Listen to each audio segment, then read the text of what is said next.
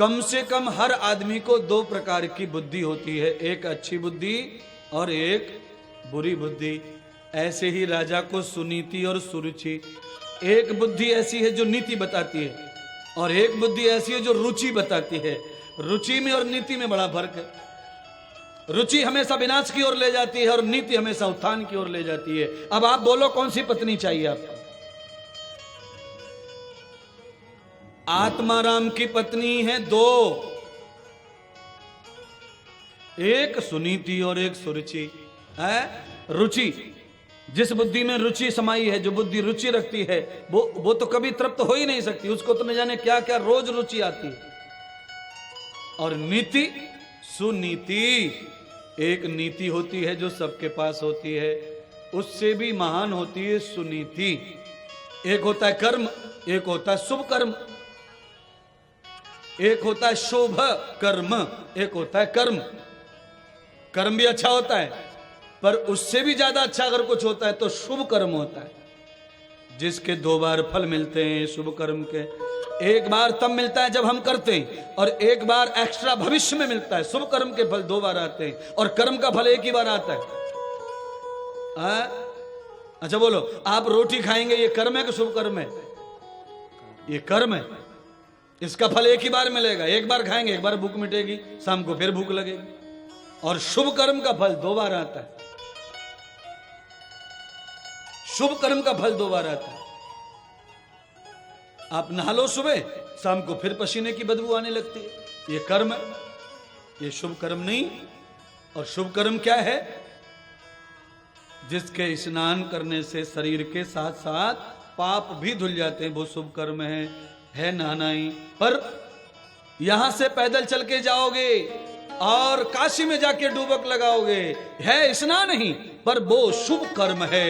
इसीलिए बदबू पसीने की मैल भी धोएगा और साथ में पाप भी धो देता है, डबल फल है उसका, शुभ कर्म का डबल फल है। और त्रिगुणो न भूत कर्मम, ये जो चल रहा है ये सत्कर्म है, शुभ कर्म का भी बाप है।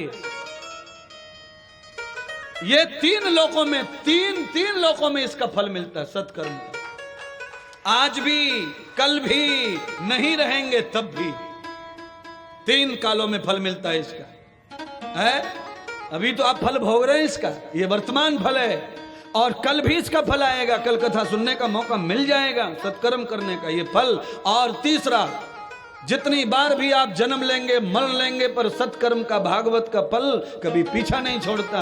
भोग भोग के भी ये तुम्हारा रहता है और तुम्हारी सहायता करता रहता है। इसलिए सत्कर्म सबसे ज्यादा श्रेष्ठ माना जाता है। शुभ कर्म अकेले होता है, सत्यनारायण की कथा करना शुभ कर्म है, उसमें मियाँ बीवी दो का ही काम है, चौथे की जरूरत नहीं। पंडित जी, यजमान और बाकी कोई आओ मत आओ, ये शुभ कर्म है और ये सत्कर्म है। जिनको यजमान ने नहीं बुलाया वो भी आए हुए यहां, जिनको यजमान जानता तक नहीं है वो भी यहां आए हुए हैं। और जिन लोगों के धन से ये कथा हो रही है, जिन लोगों ने दान किया है, वो सारे लोग सत्कर्म में शामिल हो जाते हैं। क्यों? जितनी ये पब्लिक बैठी है, ये सारे के सारे भागवत के सत्कर्म का फल भोग रहे हैं। इस समय ये रिलैक्स होके बैठे, सारा टेंशन खत्म हो गया। कथा के फल, एक फल है ये, दुख दूर हो जाना, एक फल पुण्य का। दूसरा फल, कल काम बनेंगे तुम्हारे और तुम नहीं रहोगे दुनिया में, शरीर से मृत हो जाओगे तो भगवान के धाम जाओगे, वहां भी ये फल तुम्हें रेडी मिलेगा। अरे तूने मुझे सुना, श्रवण किया भागवत, आजा आजा, ये तेरा दरवाजा खुला, इधर आजा, इधर आ। तीन त्रिपुंड मूलम न भलो भक्ति, सत्कर्म का फल 3 बार मिलता है। कितने काल होते हैं?